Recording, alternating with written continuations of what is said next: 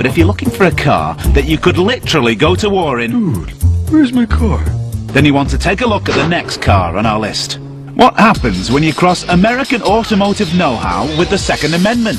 You get car number 3 on our list, the Hummer H1. It is pretty much a rush to just know that you're in this big, awesome vehicle. The idea that you could put it in four-wheel drive and drive over the traffic jam must be really fun. My wife and her girlfriend go shopping at the mall with it. They say it's the ultimate shopping vehicle. It's more than a shopping cart, mate. This is the Hummer H1, the civilian twin of the military Gulf War legend, the Humvee. The Hummer H1, ridiculous, absolutely ridiculous. Got its 15 minutes of fame in the Gulf War, and the minute Arnold Schwarzenegger bought one, all holy hell broke loose. You could have your own military vehicle. That Arnold Schwarzenegger, he spotted a group of, or a convoy of Humvees running down the road while he was filming Kindergarten Cop out in the Seattle area, and actually stopped the convoy, the way the story goes, and tried to find out where to get one of these vehicles. To help convince A.M. Gentleman to move forward with that, Arnold came and spoke to the board of directors.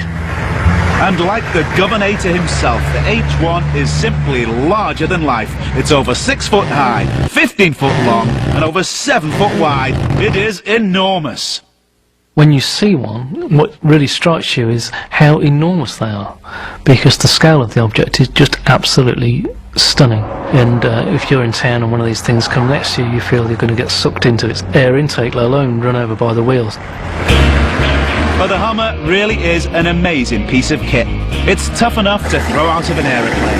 It has 16 inches of vertical ground clearance, almost twice as much as the Porsche Cayenne, which will allow it to scale walls like this. And when pushed, it will hit 80 miles per hour on the freeway.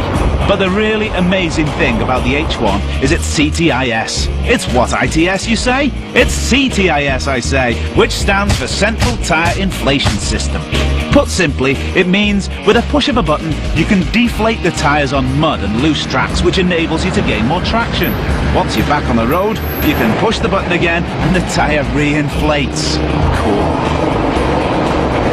What we have is a bit of fantasy with these vehicles, that the people driving them have got a vision of themselves that is not about being stuck in a city as a commuter, but being a free-spirited, adventurous person. My daughter likes driving it. You know, she said it's a guy magnet, so if she's out driving, guys appreciate the vehicle. One guy who loves the Hummer's sheer scale and magnetic qualities is Special Reservist Jeremy Cruz.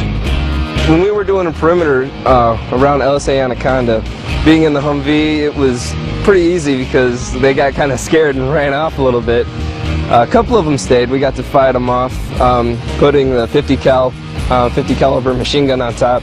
That was pretty impressive. Kind of really scared them off. And he wouldn't be scared when confronted by a 19-year-old boy with a 50 caliber machine gun standing on top of one of these.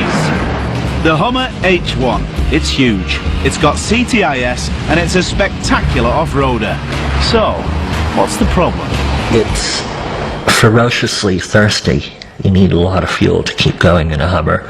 And in an adventure vehicle, that can be a bit of a liability, because it means you need to know where your next fuel stop is. And if you're doing 13 miles to the gallon, unless you have a military budget to power the beast, well, you're not going anywhere. As a real adventure vehicle, totally impractical, totally bizarre. Let's go to something real here. Come on, move on.